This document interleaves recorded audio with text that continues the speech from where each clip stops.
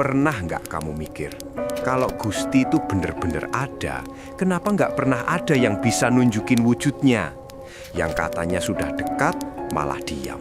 Yang katanya tahu, justru saling bantah. Semua orang mencari Gusti, tapi sedikit yang berani bertanya, sebenarnya seperti apa wujudnya? Apakah dia bentuk? Atau justru sesuatu yang nggak bisa kamu lihat, tapi selalu kamu rasakan? Hati-hati, karena jawaban dari pertanyaan ini bisa menghancurkan semua keyakinanmu. Gato Nocho, urban legend, is Javanese spiritual.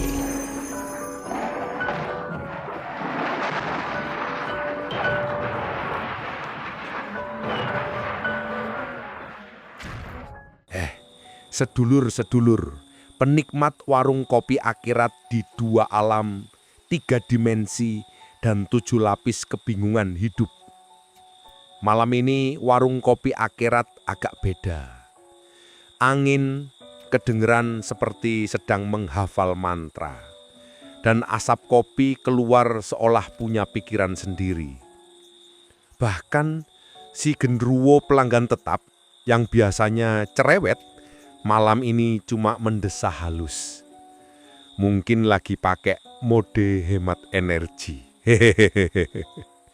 Aku Gato Nocho, narator, pembual suci, filsuf setengah sadar, dan calon penghuni kontrakan akhirat, akan mengajak kalian membahas satu hal yang membuat manusia ribut dari ribuan tahun lalu sampai sekarang. Apa wujud Gusti itu sebenarnya? Nah, sebelum kamu panik, tenang dulu. Aku tidak sedang mengundang debat teologi. Tidak juga mau bilang yang ini benar, yang itu salah. Gusti itu terlalu besar untuk disempitkan jadi lomba benar-benaran. Aku hanya bercerita sambil ngopi, sambil ngudut kebenaran yang tidak bisa dipegang. Seperti pepatah Jawa, Gusti iku ora kena kinaya ngopo. Tuhan itu tak bisa digambarkan dengan apapun. Tapi ya orang tetap penasaran. Bahkan asap kopi di gelasku ini seperti mau ikut nyimbrung. Ketika semesta sendiri mengungkap jejak Gusti, dari atom sampai arwah pengangguran. Warung kopi akhirat malam ini makin aneh. Bukan karena ada tuyul yang pesen kopi tapi lupa bayar. Kuwi mah standar operasional. Yang aneh adalah suasananya. Seakan-akan seluruh ruangan menahan napas. Bahkan sendok yang kutaruh di meja tidak jatuh dengan suara teng, tapi ding. Mungkin efek akustik alam kubur. Aku mengangkat gelas kopi. Gelombang kecil di permukaannya bergoyang. Bukan karena angin, tapi karena sesuatu ingin bicara. Seolah semesta sendiri berkata, Gato Nocho, mari kita bicara tentang wujud Gusti melalui jejak ciptaannya. Dan aku pun mengangguk, seperti filosof yang baru saja menemukan inspirasi lewat aroma kopi Jowo. Atom sing pendiam tapi mengajar. Mari mulai dari sesuatu yang paling kecil, atom. Tahukah kalian, jika ukuran sebuah atom itu sebesar Candi Borobudur, maka inti atomnya cuma seukuran semut yang lagi males. Artinya apa? Segala benda di dunia ini lebih banyak kosong daripada padat. Batu, tubuh manusia, gunung, bumi, semuanya terlihat padat karena elektron cuma berputar begitu cepat sampai mata kita tertipu. Koyok jomblo sing terlihat banyak teman, padahal aslinya cuma gesit di grup WA. Apa artinya? Struktur paling dasar dari semesta adalah ruang kosong yang menipu. Para fisikawan bilang, kesadaran mungkin lebih fundamental daripada materi. Para sufi bilang, yang kosong itu justru yang paling penuh. Para orang Jawa bilang, ora katon nanging nyoto, tak terlihat tapi nyata. Di sini ilmuwan, sufi, dan mbah-mbah kita jadi satu meja. Bedanya cuma cara mereka menyebutkan, beda penyebutan. Dari gelombang sampai damar sejati. Aku menaruh gelasku. Tiba-tiba meja warung bergetar halus. Bukan gempa, tapi seperti ada energi yang menyapu. Arwah gundul yang suka ngesot ke arahku berkata, "Gotoloco, kamu tahu nggak? Benda padat itu sebenarnya gelombang." Aku jawab, "Iya, itu teori dualitas gelombang partikel Tan. Elektron bisa jadi benda, bisa jadi gelombang." Arwah gundul itu mengangguk meski tengkoraknya bergemeretak. "Nah, kalau semua ini gelombang, maka Gusti bisa dipahami sebagai sumber gelombang. Cahaya tanpa lampu, suara tanpa lisan. Damar sejati kata orang Jawa." Damar sejati, sumber cahaya. Dalam serat Wedatama disebut, "Gustiku pepadang urip, padang tanpa sorot, urip tanpa ambegan." Tuhan adalah cahaya kehidupan, cahaya tanpa pancaran, hidup tanpa bernafas. Cahaya yang tidak memerlukan lampu, hidup yang tidak memerlukan tubuh. Ada sebelum ada, tetap ada meski semua tiada. Aku mengangguk perlahan. Semesta mulai terasa seperti kitab besar yang menunggu dibaca. Arwah pengangguran dan dialog tentang Gusti. Di sebelahku duduk seorang arwah lelaki muda. Pakaiannya lusuh, rambut berantakan, wajahnya seperti seseorang yang mati karena mikirin skripsi. Arwah lelaki muda itu berkata, "Mas Gatholoco, sebelum mati aku selalu tanya, kalau Tuhan ada, kenapa banyak penderitaan?" Pertanyaan klasik manusia sejak zaman batu sampai zaman komentar YouTube. Aku jawab, "Pertanyaanmu itu tidak salah, tapi mungkin cara memandangmu perlu digeser sedikit." Aku lanjut, "Coba lihat semesta. Tidak ada sesuatu yang stagnan. Semua bergerak dari keteraturan ke kekacauan, lalu kembali teratur. Galaksi meledak agar galaksi baru lahir. Bintang mati agar unsur hidup tercipta. Tubuh rusak agar kehidupan lain bisa tumbuh." Arwah lelaki muda itu menghela napas. Kok rumit yo Mas Gatholoco? Aku tersenyum. Memang rumit, karena Gusti ini bukan sistem instan. Semesta itu bukan kamar hotel. Hidup ini bukan aplikasi yang bisa diunduh. Arwah lelaki muda itu mengangguk pelan.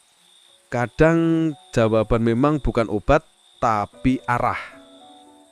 Data dan pitutur bertemu di satu titik.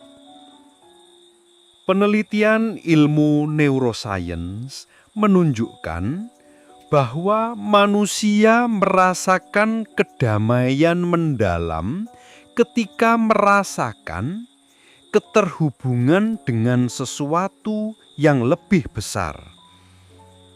Fisiknya, gelombang otak alfa dan theta naik. hormon stres menurun. Rasanya tenang, pasrah, lega. Dalam budaya lain, merasakan keterhubungan dengan sesuatu yang lebih besar itu disebut samadhi, zen, state of oneness, rasa manunggal.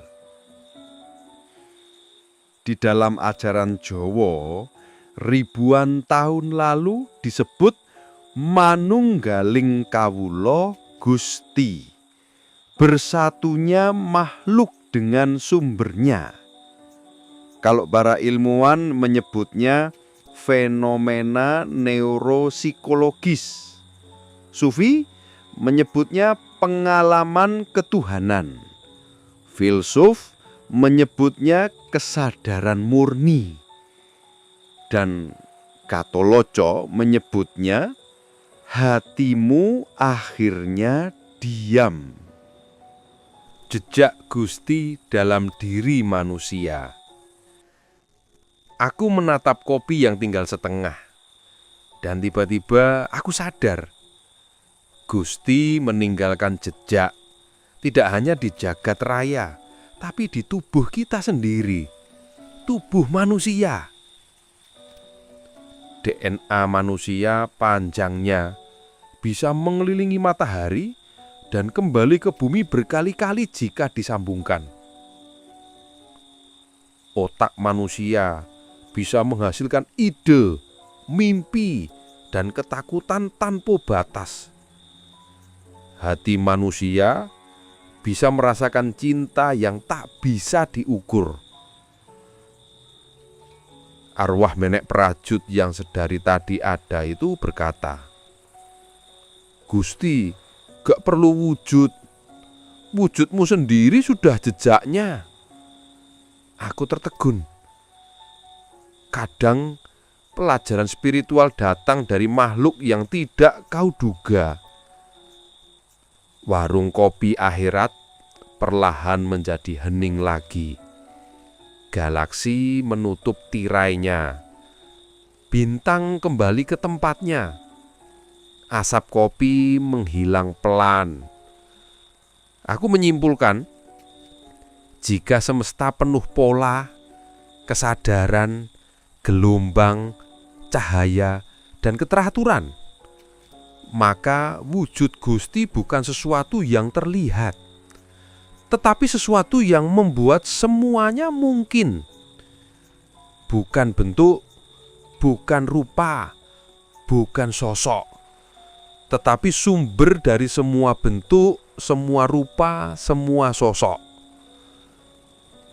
Selanjutnya, kita akan masuk lebih dalam lagi. Mengapa manusia mencari Gusti? Dari takut mati, takut salah, sampai rindu yang tak tertafsir. Ye, mano Gusti bersembunyi dalam sunyi, dalam napas, atau dalam kekacauan. Warung kopi akhirat makin sepi. Sepi yang aneh. Sepi yang bukan tidak ada suara, tapi suara-suara memilih tidak muncul. Bahkan jangkrik yang biasanya cerewet, tiba-tiba seperti mengikuti ujian nasional. Diam penuh tekanan. Di keheningan itu aku, Gatoloco, narator goib rasa manusia, manusia rasa goib, filsuf setengah mabuk kopi, merasa malam hendak membuka rahasia penting. Di mana sebenarnya Gusti bersembunyi? Pertanyaan yang membuat para resi, nabi, sufi, filosof, dan orang gabut dari seluruh zaman bingung setengah hidup. Apakah Gusti berada di langit? Pertanyaan klasik. Sejak manusia bisa menengadah ke langit, mereka selalu bertanya, Apakah Gusti di atas sana? Dalam tradisi banyak bangsa, langit itu simbol sesuatu yang tinggi, suci, tak terjamah.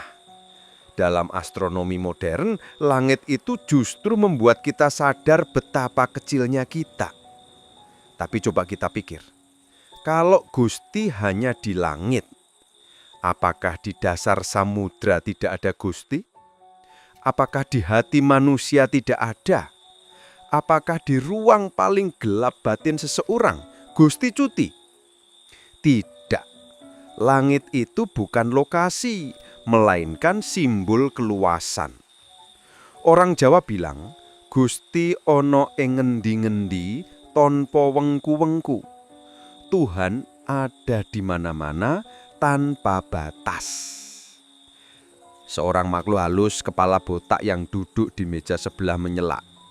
Mas Gatoloco, kalau Tuhan di langit, terus kami yang gentayangan di pohon beringin gimana? Jauh dong. Masa harus naik tangga? Aku tertawa. Kadang humor makhluk astral lebih masuk akal daripada debat manusia. Apakah Gusti ada dalam nafas? Wah, ini lebih dalam. Manusia sering lupa bahwa mereka hidup karena satu hal, nafas. Dan anehnya, nafas itu datang dan pergi tanpa kita perintah. Dalam meditasi, yoga, jikir, bahkan topo Jowo, nafas iku werwaler dalan maring soksmo. Nafas adalah jalan menuju yang maha halus. Saat kau menarik nafas, kau tidak sekedar memasukkan oksigen, kau memasukkan kesadaran kehidupan. Saat kau menghembuskannya, kau melepas ego sedikit demi sedikit. Aku pernah bertanya pada seorang arwah sufi tua yang tinggal di balik tirai warung. Guru, jika Gusti ada dalam nafas, kenapa manusia tidak sadar? Sufi tua itu menjawab, karena manusia lebih sibuk menghitung pengikut jamaah daripada menghitung detak jantungnya sendiri. Aduh, menohok. Tapi bener ya. Atau Gusti ada dalam sunyi. Ini bagian paling berbahaya. Bahaya bukan karena gelap, tapi karena disinilah ego paling tidak bisa bersembunyi. Sunyi itu seperti cermin. Kau akan melihat apapun yang kau bawa di dalam. Para leluhur Jawa menggambarkan Gusti sebagai suwung kang gumelar, kekosongan yang meliputi segala. Suwung bukan berarti tidak ada apa-apa. Suwung berarti ada yang terlalu halus untuk ditangkap indera. Aku pernah melakukan eksperimen kecil. Kutelan laptop, HP, notifikasi, komentar, drama dunia. Kututup mata. Dan sesuatu terjadi. Ada suara halus bukan dari telinga, tapi dari dalam dada. Aku ono yen kowe ora rame.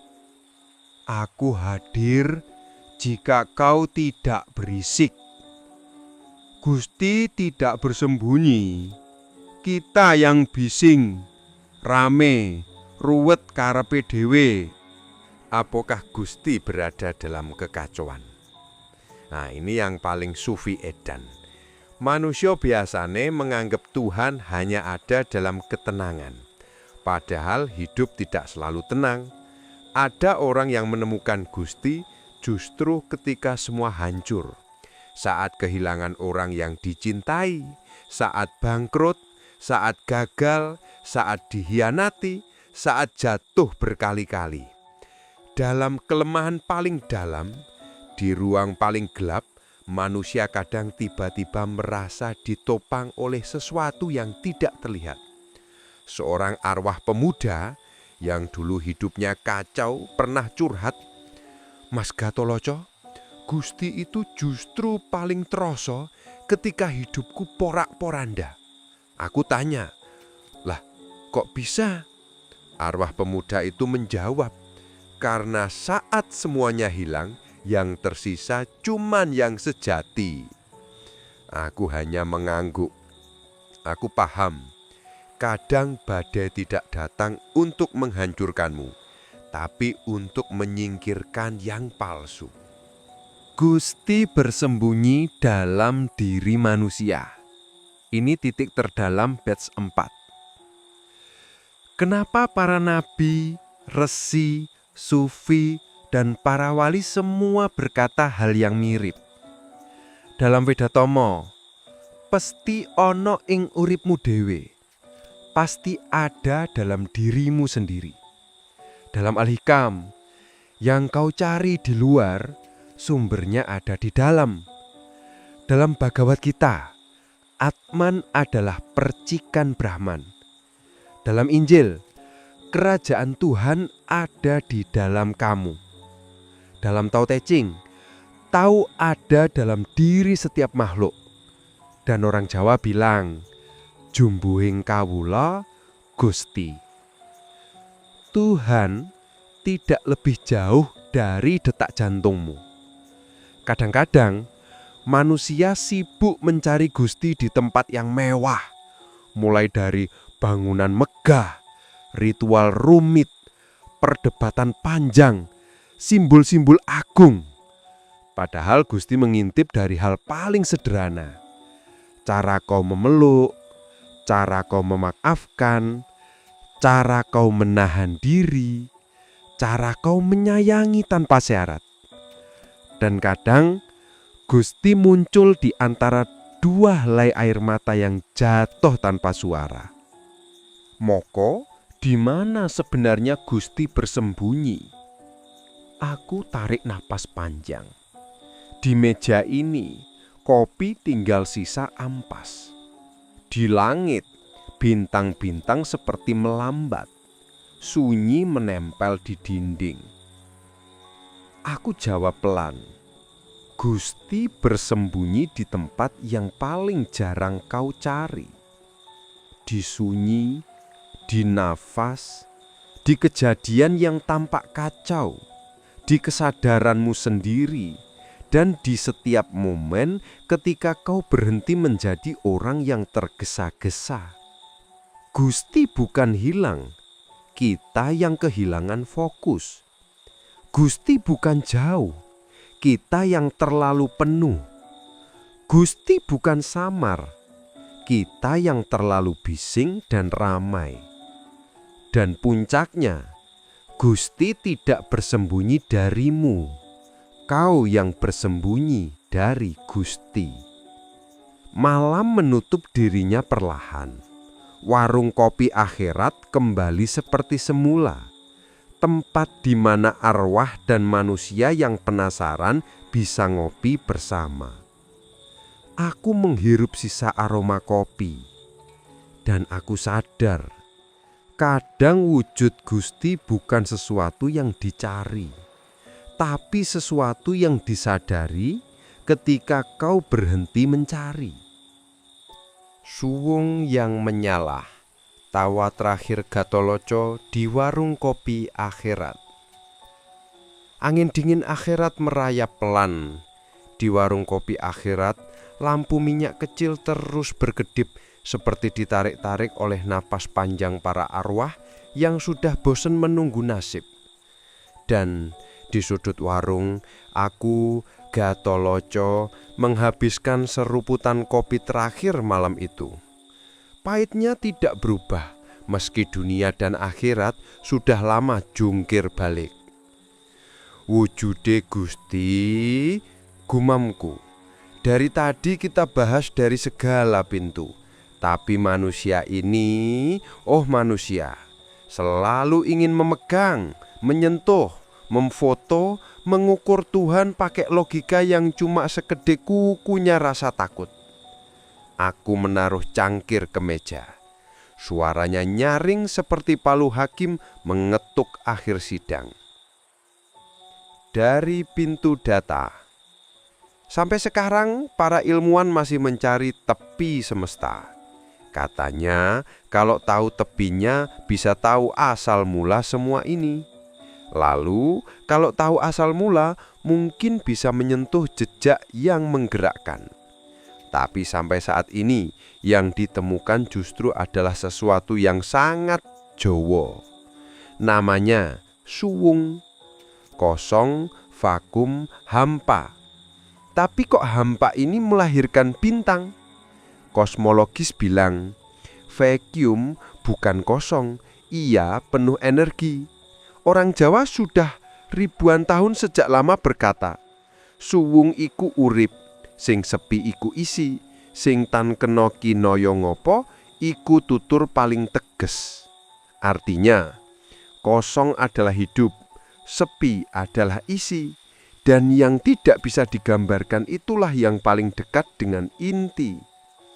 Melihat ucapan ilmuwan yang gelagapan menjelaskan energi vakum, para leluhur Jawa mungkin cuma senyum sambil berkata, "Lah, dari dulu sudah tak omongke begitu kok Le, kok repot?" Dari pintu agama, aku menatap arwah di sampingku. Dia mantan pendeta, sebelahe mantan kiai. Di belakang mereka mantan biksu, mantan rohanian, dan mantan manusia biasa yang dulunya cuma penikmat gosip. Semua sama. Kalau sudah mati, jabatan tinggal kenangan. Sang mantan pendeta bicara, "Gusti itu kasih." Mantan kiai menimpali, "Gusti itu cahaya." Mantan biksu berkata, "Gusti itu sunyoto." Yang lain menyaut, "Gusti itu di sini," sambil tunjuk dada. Aku mengangguk-angguk. Lah tepat semua itu. Yang salah cuma satu. Kalau kalian merasa paling tepat, paling benar. Orang-orang sering bertengkar tentang Tuhan. Padahal semua pernyataan tentang Tuhan itu ibarat nyamuk membahas luasnya lautan. Boleh, tapi ya jangan sok yakin bener. Agama memberi peta, tapi peta bukan wilayahnya. Arah kiblat bisa lurus, tapi perjalanan batin setiap orang berkelok sesuai dosa dan kopinya masing-masing. Tuhan, wahai manusia, tidak pernah minta dibela. Yang minta dibela itu egomu. Dari pintu spiritual Jawa. Aku buka kitab kecil, lusuh, penuh lipatan. Kitab Serat Suluk Sukma Lelono. Saja ora eneng, nanging ana. Saja ora katon, nanging katon. Aku membaca pelan. Aku tidak ada, namun ada. Aku tak terlihat, namun tampak. Kalau ini dibacakan ke ilmuwan, mereka mungkin berkata, itu definisi energi. Kalau ke filsuf, itu definisi keberadaan. Kalau ke pengemis rohani, itu bahan konten TikTok. Jadi, wujud Gusti itu apa? Ada tapi tidak dalam bentuk. Nyala tapi tanpa api. Suara tanpa pita suara. Kehadiran tanpa ruang. Tak heran orang Jawa dulu menyebutnya suksmo kawekas. Kesadaran absolut yang tak terikat apapun. Jika manusia bertanya, Tuhan bentuknya apa? Itu sama seperti bertanya, rasa pedas itu warnanya apa? Kalau kau paksa jawab, ya salah. Kalau tidak jawab, dibilang ngeles. Ceritake kisah arwah yang kesel. Dari sudut warung ada satu arwah kecil, kurus, rambutnya kemlewer. Dia marah-marah dari tadi. Aku mati gara-gara rebutan kebenaran agama. Terus sampai sini ternyata tidak ada loket antrian paling benar. Muspro kabeh. Aku hanya menepuk pundaknya meski tangan ini tembus ke tubuhnya.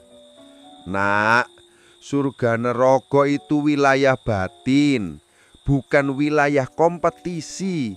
Yang kau bawa cuma kualitas jiwamu, bukan kelompokmu, bukan golonganmu, bukan nasabmu.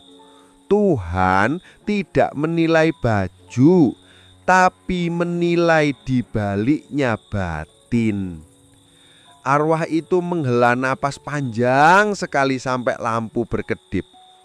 Arwah kurus itu bertanya, "Lah, terus selama ini apa?"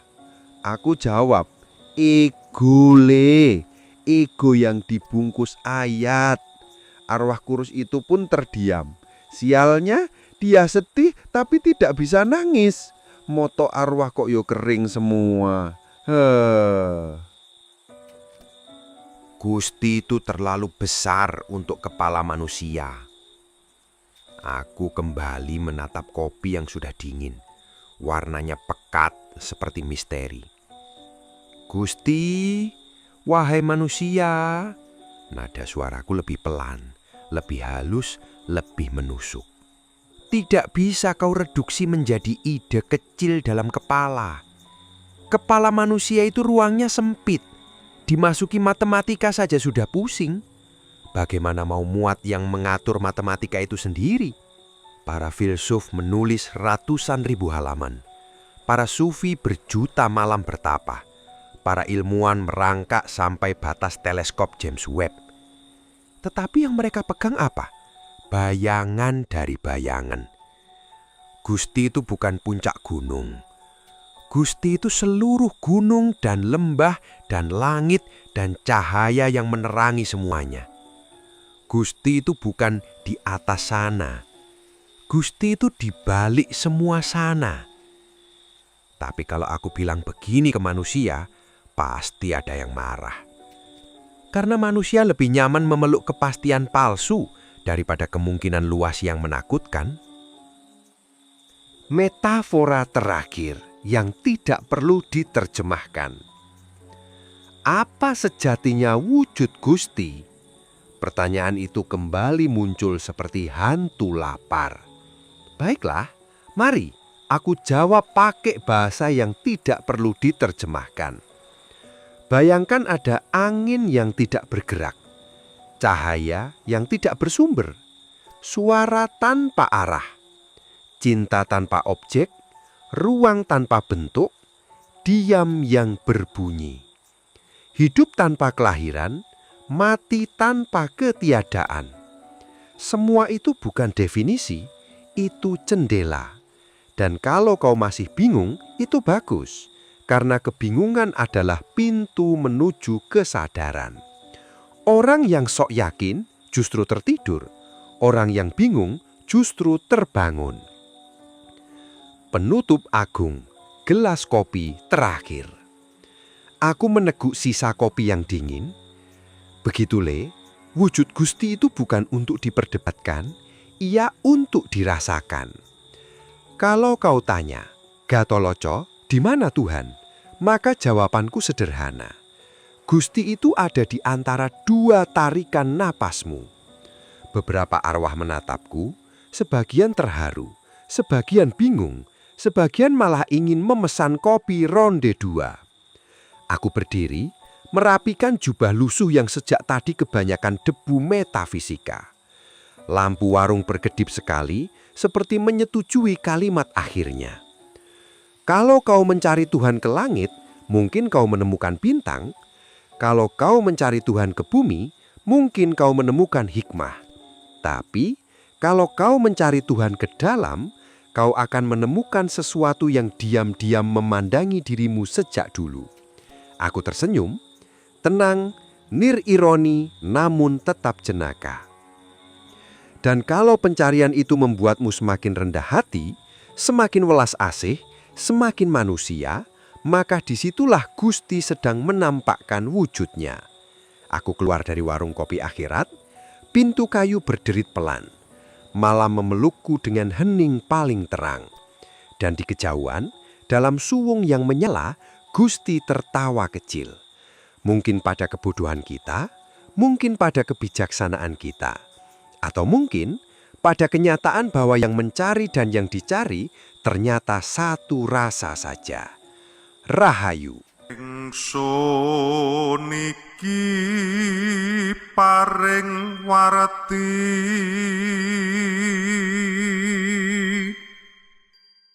ing roh sudara sadaya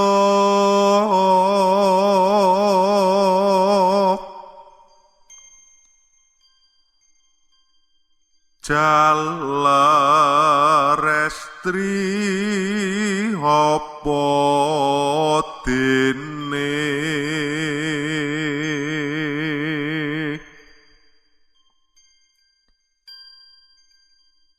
kang sepuh miwah taruna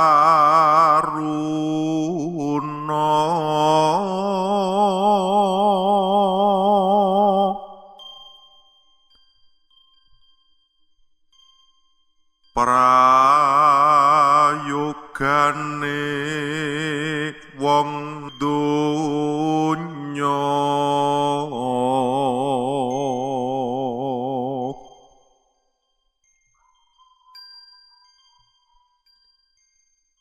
yen sira anetya anut